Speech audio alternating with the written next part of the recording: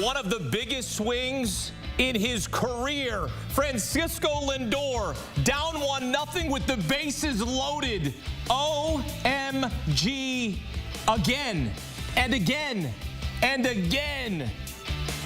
2 outs. Edwin Diaz on the mound. Kyle Schwarber got him at 101 after walking the first 2 batters. Edwin Diaz shuts it down with drama in Queens. And the Mets are headed to the NLCS for the first time since 2015. There might be a documentary about this team made. One of their relievers said this is the worst team I've ever played on. Grimace ignited a winning streak. They have an infielder that has a hit song called OMG, and then there's a remix coming out with Pitbull. You can't explain what is happening with the New York Mets. Is it destiny? Perhaps. They're 66-40 since June 1st. They just knocked out the team with the second best record in all of baseball, the Philadelphia Phillies. The Phillies have now lost their last 5 elimination games in the postseason. Remember last year? They lost 2 in a row to the Diamondbacks. They lose 3 of 4 to the Mets. And they are out of the postseason. Francisco Lindor carrying the Mets to the NLCS. And for more, welcome former Marlins president David Samson. Helped the club win a World Series in 2003. What do you say? This team just every other day comes up with some ridiculous thing they do at the plate on the mound. Your instant reaction here to what just happened? Well, it's not that ridiculous because they got starting pitching, they got bullpen results, and they got production from both sides of their lineup. And then look at the Phillies. In a 4-game series where you lose 3 out of 4, this is what it looks like. The bottom of the Phillies lineup, everyone's hitting, it seems, under 100. The top of the lineup, Schwarber, that leadoff home run seems like years ago. And then you've got Turner that did not perform. Harper didn't when it mattered. And all of a sudden, that's it. Nola gets hit. The bullpen had more holes in it than Swiss cheese. That's how you lose a 3 out of 4 series in the regular season.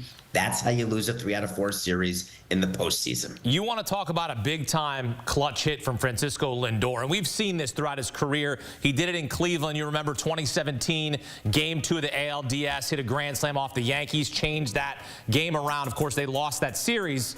Here, this eliminates the Philadelphia Phillies. And David, how crazy is baseball is the fact they were 2 for 11 with runners in scoring position before that grand slam.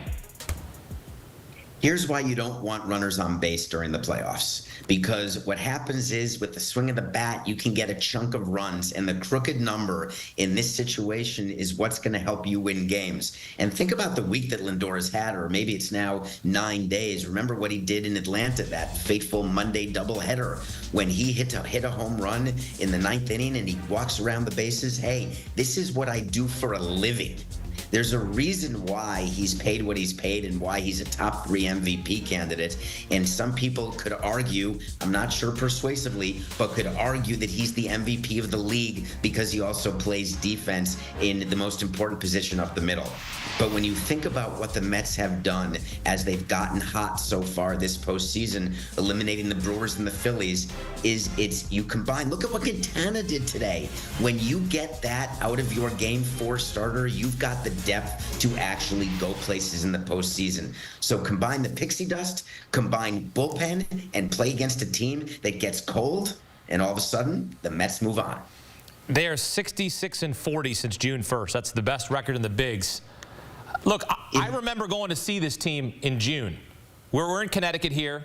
New York's about an hour away. I remember going to see them against the Dodgers. Dodgers hung double digits on them. I said, it's over.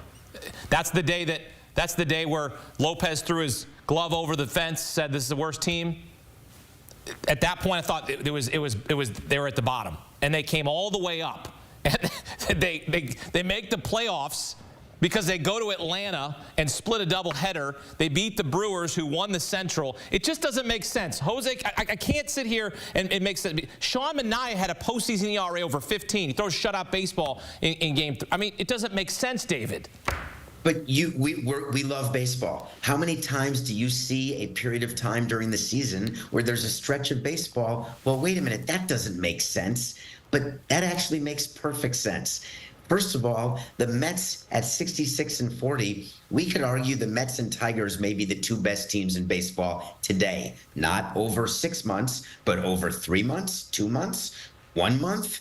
It's an easy argument to make that the Mets should have been favored over the Phillies in this series. But you say to yourself, and I said it too, Wheeler and Nola, those are aces. You look at the top of their lineup, it's over. The Mets run ends. But then you go to a series and you have to play the games. I can't say that I'm surprised. Look at those numbers for the Phillies. Look at what happened with their bullpen. The bullpen was not putrid, going to win a series.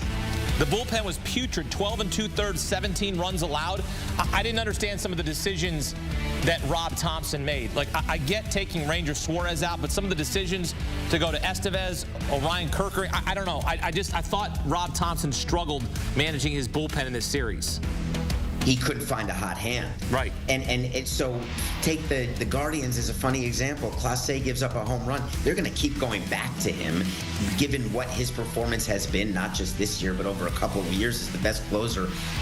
The way that the Phillies bullpen performed this series, you can't blame the manager for thinking, well, that's not going to happen again tomorrow, because this never happens. And then tomorrow it happens, and you say, there's no way it's going to happen a third time, and then it happens. And guess what? That's how you go home. Yeah, it is. We like to second-guess a lot of managers' decision. I'm curious if you thought the decision by Carlos Mendoza was a little bit eyebrow-raising when you could stick with David Peterson in the 9th, and if he gets in trouble, then you bring in Diaz, or are you always thinking a clean inning there? I want to tell you a funny, quick story if we have time. We do. I have wondered with my baseball people every year for 18 years. Explain to me why, when our eighth inning guy, gets out of the 8th inning with 7 pitches, he looks so good. Why are we going to our closer where we're needing another pitcher, albeit our closer, to be on that particular game? And what my GM's always told me is the 9th inning's different. A totally different mentality getting the 25th, 26th, and 27th out. This is what Diaz has done. This is what he's used to doing. The 8th inning guys that we have, they're used to that. To which I said, well, why don't we get the 8th inning guy to get good in the 9th inning so we can interchange them, have them go multiple innings when we need them to? And my answer was always the same that they gave me. They've got their roles, and players love knowing what their role is. Their whole routine is based on what their role is. David Peterson was fantastic in this series. Him coming in relief and acting as a starter. I mean, look, they gave up 1 run as a staff today, 4 hits. To be able to go through that lineup multiple times, sit down Harper. I mean, you don't look at that lineup, David, and find an easy out. Maybe you can circle a couple guys at the bottom of the order, but that 1 through 6, David, is one of the most difficult 1 through 6 hitters in all of baseball to try to set those guys down. So let's tell you about what happens in a postseason in a 4-game series. Schwarber, 125. Turner hit 200. Castellanos had a good series hitting 412. Bohm, 077. JT, 000. Blutarski's GPA. When this is what your team does, just over a 4-game sample, too small to evaluate their worth on free agency, too small to say they're not good players, but in a 4-game set, that's it. And that's what I want to just get the point across to everybody, that's why October baseball is so fantastic, because you just don't know who's going to be hot and how long they're going to stay hot. And right now, the Mets are hot. The Phillies have been oh so close, right? World Series. They lose that. They're in the NLCS. They had a chance to win at home. They lose 2 in a row to the Diamondbacks. They had the 2nd best record in all of baseball, behind only the Dodgers this year. What are you thinking right now as not only a Phillies fan, but what are you thinking about in the front office when you've assembled this incredible lineup, incredible pitching staff, and you just can't get it done? Well, Phillies fans right now, as we speak, are saying fire everybody and trade everybody. Yeah. But you can't let's talk about the front office. It is so critical for them to take a breath, because it would be so easy for the owner, John Middleton, to look at his Dombrowski, look at his president of baseball ops, to look at the manager, Rob, and say, hey, we need to do something different. We needed to win the pennant, get to the World Series. That was the natural next step to our evolution as a team. And not only did we not make it to the LCS, we couldn't get out of the division series, and we lost to the dreaded Mets. The competition between the Mets and Phillies, don't misunderstand me. Neither one of those men, Steve Cohen or John Middleton, wanted to lose to the other. Not pleasant. So what Middleton has to do as the owner is not make any rash decisions right now. His public comments should be one of disappointment and one of resolution that we're going to get right back to the drawing board, and we're going to put ourselves in a position to compete to get to where we want to be, which is a World Series next season. That's the only message he should be giving. But in the real world, he needs to sit down and figure out, where can we add? Because when you look at what the Padres added, when you look at what the Mets have, you may say to yourself, we could use some enhancements. What about Steve Cohen, since you brought up the owner? 2020, right? He takes over the team.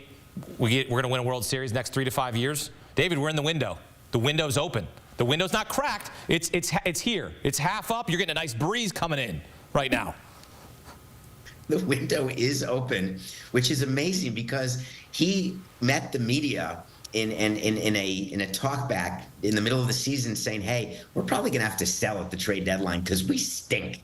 And then all of a sudden they started winning and then winning and then winning. And now, of course, they feel like they're on this ride where they can't lose. And that's such a dangerous place for a team to be. And we're all going to say the Padres or Dodgers are favored over the Mets in the LCS. No question that's what the line will be, that whoever wins Padres Dodgers will be favored. But who's really going to bet against the team that beat the Brewers or bet against these Mets next round? You really can't. And one thing that I want to talk to you about before I let you go here is the fact that something that is very similar with all these playoff teams and all of these teams that win that aren't supposed to.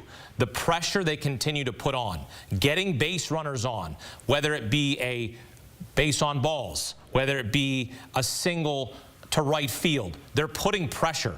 That's what I'm seeing every game by the Mets. They might not come away with a run. They might load the bases. In fact, the Grand Slam was the third time they had loaded the bases in the game, and they finally come away with runs. But it's that pressure, because eventually it breaks the dam, right? The pressure just overmounts, and that's what they keep. It's almost like Carlos Mendoza. You saw him at one point saying, relax, guys, just relax. We're good here.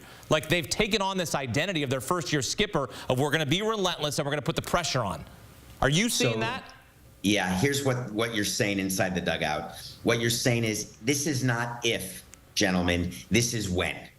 When you load the bases and don't score, you're not despondent. You go out and you try to get back into the dugout as quickly as possible, and you start again. It's like pushing a boulder up a mountain. And when you don't score with the bases loaded, you feel the boulder coming down to crush you.